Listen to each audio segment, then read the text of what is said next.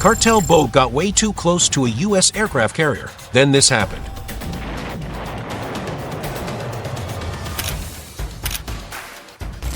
That's right. A suspicious boat got dangerously close to the U.S. Navy, and within minutes, something tragic happened. This attack triggered the biggest military crisis between the United States and Venezuela in decades. This is the story of how the simple approach of a suspicious boat turned into a show of force that forever changed the balance of power in the Caribbean. The spark of this crisis began on September 1st, 2025, when U.S. armed forces carried out what Trump called a lethal strike against a suspicious boat in the southern Caribbean.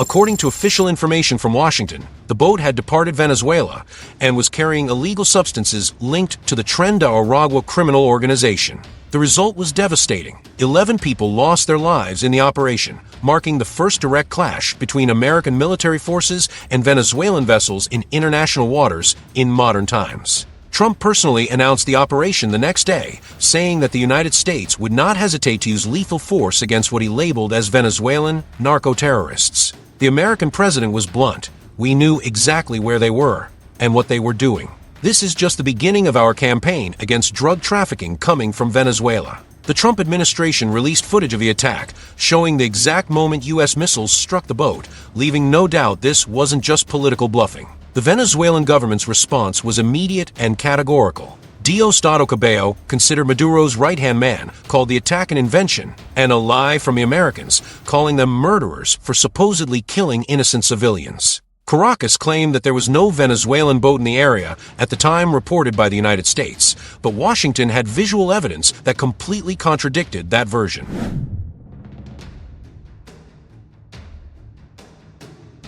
Just a few days after the first incident, tension in the region rose dramatically when the United States announced the deployment of a historic naval force in the Caribbean. What Trump called an anti-narcotics operation quickly revealed itself as the largest concentration of American military power in the region since the Cuban Missile Crisis in 1962. The mobilization was impressive both in scale and technological sophistication. 9 state-of-the-art warships were sent to waters near Venezuela, including 3 Arleigh Burke-class destroyers, floating arsenals loaded with cutting-edge military tech. The USS Gravely, DDG-107, which had just returned from 9 months of intense combat against the Houthis in the Red Sea, was redirected to the Caribbean only 3 days after docking in Norfolk. The USS Gravely is no ordinary ship. It's a guided missile destroyer capable of launching up to 56 Tomahawk cruise missiles simultaneously, each with a range of 1,000 miles and accuracy sharp enough to hit a single window of a building.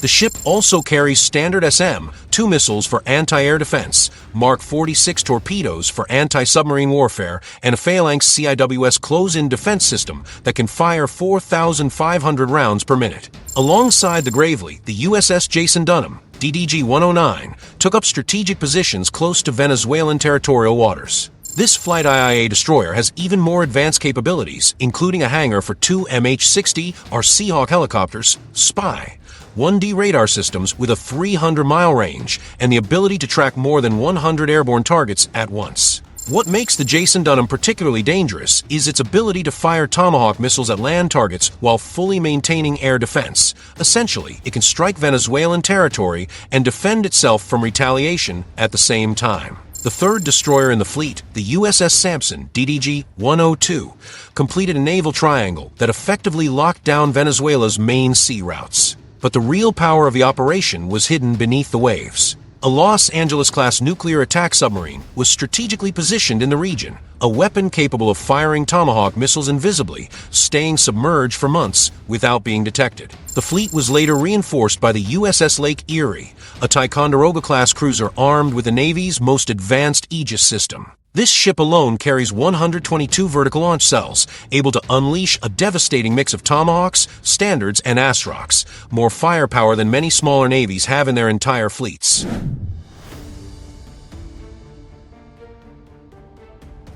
In parallel with the naval deployment, something even more significant was happening on land. The old Roosevelt Roads Naval Station in Puerto Rico, shut down since 2004, was partially reactivated in an operation that caught even military analysts off guard. In September 2025, 10 F-35B Lightning II jets landed on the base's 11,000-foot runway, marking the official return of U.S. military operations at the site. Roosevelt Roads is not just any base. It's a strategic 8,650-acre installation with infrastructure capable of supporting the largest U.S. military aircraft, including C-5 Galaxy transports. The base has one of the longest runways in the Caribbean, the capacity to store millions of gallons of aviation fuel, and port facilities able to accommodate nuclear-powered aircraft carriers.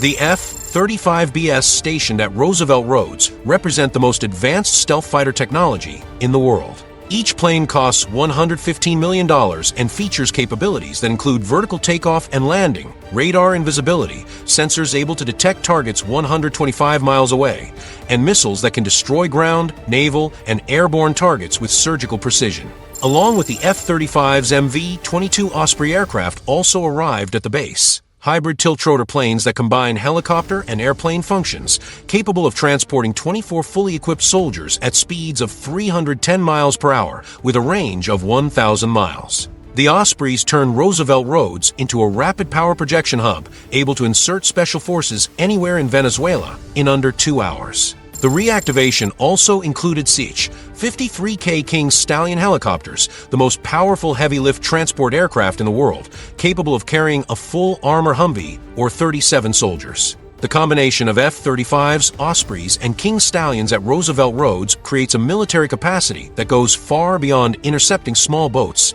It's a full invasion platform. The situation grew even more tense on September 15th when Trump announced a second successful military operation. This time, 3 people were killed on another boat that, according to the U.S. president, was also transporting illegal substances from Venezuela. "We eliminated more narco-terrorists who were trying to bring drugs into the United States," Trump declared on his social network Truth Social. The tone of the American president was that of someone fulfilling a campaign promise, showing zero tolerance for international drug trafficking. But it was the announcement of the third attack that truly shocked the international community.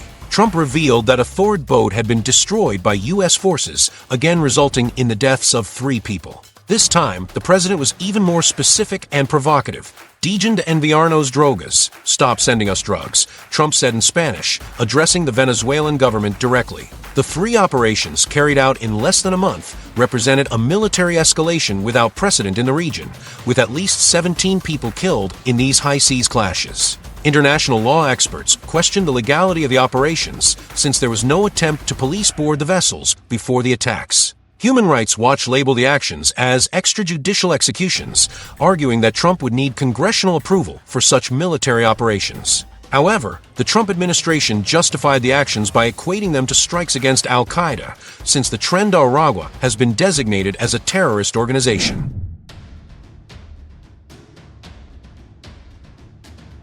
Nicolas Maduro did not stand by in the face of this American show of force. The Venezuelan response was equally impressive in terms of mobilization, though technically inferior to U.S. might. First, the Venezuelan government ordered what it called massive training across 312 barracks and military units throughout the country. Thousands of militiamen participated in drills under the Independence 200 plan, sending a clear message of prolonged active resistance against American threats. Maduro declared that Venezuela was in a special period of maximum preparation, and that the country was ready for armed struggle in case of invasion.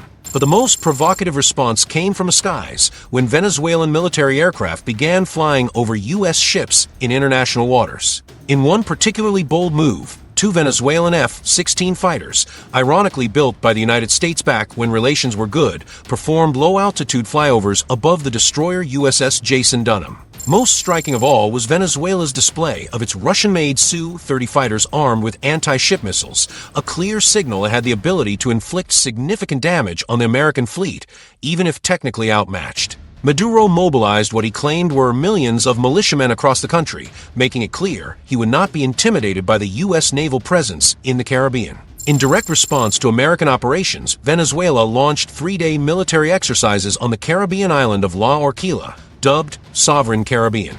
Defense Minister Vladimir Padrino Lopez announced the use of armed drones, surveillance drones, submarine drones, and electronic warfare actions, a surprising technological display for a country under heavy economic sanctions. Venezuelan state TV broadcast footage of amphibious vessels and warships being positioned strategically, while the special naval militia showcased capabilities with 12 ships, 22 aircraft, and 20 smaller boats. La Orquilla is close to the area where the United States had intercepted and held a Venezuelan fishing boat for 8 hours over a weekend, further inflaming tensions. The Venezuelan exercises deliberately coincided with the buildup of U.S. military presence in the region, sending a clear message that Caracas would not be intimidated. Maduro declared that no empire will touch Venezuela's sacred soil, a direct reference to the United States.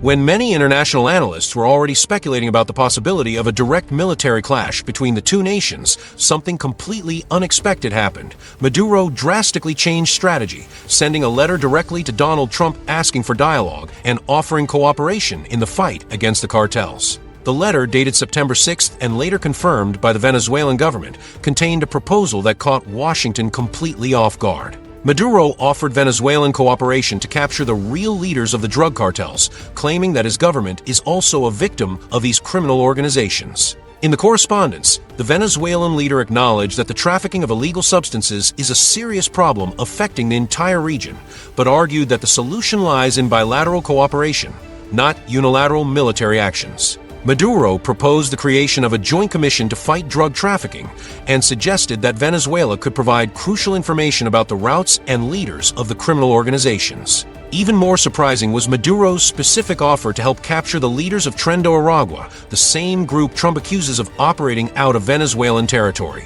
The change in tone was radical. After weeks of military rhetoric and threats of armed struggle, the Venezuelan president chose the diplomatic route, implicitly recognizing that his country would not be able to face the United States militarily. The revelations about possible attacks on Venezuelan territory, while diplomacy tried to open a path forward, leaked information to the U.S. press revealed that the Pentagon was preparing options for strikes inside Venezuela. Sources familiar with the military planning confirmed to NBC News that drone strikes against specific targets inside Venezuelan territory could occur in the coming weeks. The proposed operations would include precision strikes against individuals identified by the Trump administration as leaders of trafficking organizations, as well as drug production facilities. Although Trump has not yet approved any action inside Venezuelan territory, the mere planning of these operations represents an unprecedented escalation in the region.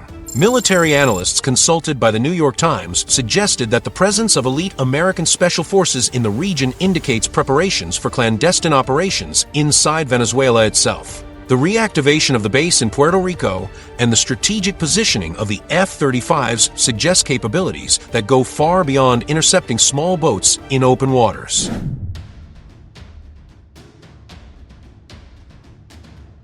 The escalation between the United States and Venezuela did not go unnoticed by the international community. Experts in international relations warned that any American military action on Venezuelan territory would trigger a chain reaction across Latin America, with unpredictable consequences for regional stability. Neighboring countries like Brazil, Colombia, and Guyana expressed deep concern about the militarization of the Caribbean. The possibility of an even greater migration crisis, with millions of Venezuelans fleeing a military conflict, haunts regional governments that are already dealing with more than 7 million Venezuelan migrants. The Organization of American States convened emergency meetings to discuss the situation, while countries like Mexico and Argentina offered diplomatic mediation. On the other hand, some military analysts questioned whether the American operations truly represent an effective strategy against drug trafficking, or if they are more of a political show of force. The interceptions of boats on the high seas, while spectacular from a media standpoint, represent only a small fraction of the volume of illegal substances that cross the Caribbean every day. Experts argue that the real objective may be political pressure on Maduro, not necessarily the effective fight against drug trafficking. Behind this military and diplomatic escalation, there are complex economic and geopolitical interests that go far beyond the fight against drug trafficking. Venezuela holds the world's largest proven oil reserves, a factor that has always influenced relations with the United States, regardless of who is in power. U.S. economic sanctions against the Maduro regime have lasted for years, but they have not managed to topple the Venezuelan government or solve the country's humanitarian crisis. Some analysts suggest that Trump's new strategy may be an attempt to force regime change through direct military pressure, something that did not work during his first term. The timing of the operations is also significant, coinciding with the increase of the reward for capturing Maduro from $25 million to $50 million. On the Venezuelan side, Maduro faces an increasingly difficult economic situation, with persistent hyperinflation, shortages of basic goods, and a population that continues to emigrate en masse. The letter to Trump may represent a desperate attempt to normalize relations and ease the economic sanctions that are strangling Venezuela's economy. Maduro recognizes that he needs the United States to revitalize Venezuela's oil industry, while Trump sees an opportunity to show concrete results in his promise to fight drug trafficking. One fascinating aspect of this crisis is the role of Special Envoy Richard Grenell, who has served as a direct communication channel between Trump and Maduro. Grenell, who acted as interim director of national intelligence during Trump's first term, managed to keep deportation flights running smoothly even at the height of military tensions. Sources familiar with the negotiations confirmed that flights carrying deported migrants back to Venezuela continued uninterrupted, demonstrating that there is a functional communication channel even in the middle of the crisis. Maduro specifically praised Grenell in his letter to Trump, saying that this channel has worked perfectly to resolve practical issues between the two countries. This parallel diplomatic dimension suggests that, despite the aggressive military rhetoric on both sides, there is a mutual understanding that certain practical issues need to keep functioning. Grenell's ability to keep these channels open could be crucial to preventing the military crisis from slipping out of political control. This crisis between the United States and Venezuela marks a turning point in hemispheric relations that goes far beyond the two countries involved. For the first time in decades, American military forces have actively eliminated individuals linked to a South American government in combat operations, setting a dangerous precedent. The unilateral use of military force by the United States, using the fight against drug trafficking as legal justification, could pave the way for future interventions in the region. Countries like Mexico have already declared that they will not accept direct attacks on their territory, but the question remains how far Trump is willing to take his military campaign against the cartels. If Trump accepts Maduro's proposal for dialogue, we may be witnessing one of the most important diplomatic negotiations in Latin America in recent years. A negotiated solution could create a model of regional cooperation in the fight against drug trafficking, but it would also legitimize Maduro's regime,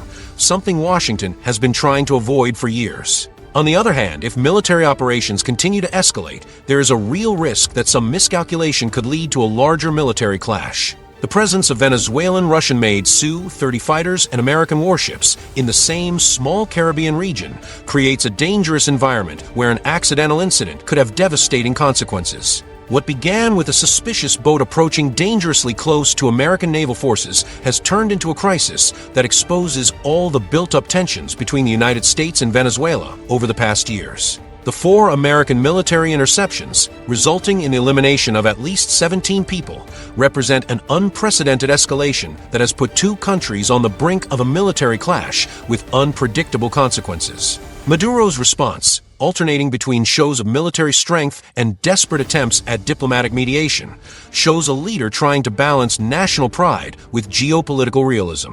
The letter offering cooperation in the fight against the cartels may be the key to avoiding a larger conflict, but it also reveals the fragility of Venezuela's position in the face of American military power. The coming weeks will be decisive in defining not only the future of relations between the United States and Venezuela, but also the role of military force in hemispheric relations in the 21st century. The world is watching to see if diplomacy will prevail over shows of force, or if we are heading toward the first direct military clash between the United States and a South American country in decades. One thing is certain: the balance of power in the Caribbean will never be the same after these extraordinary events. The current crisis demonstrates how seemingly local issues, such as the fight against drug trafficking, can quickly escalate into geopolitical confrontations with global implications, especially when they involve the two largest powers in the Western Hemisphere.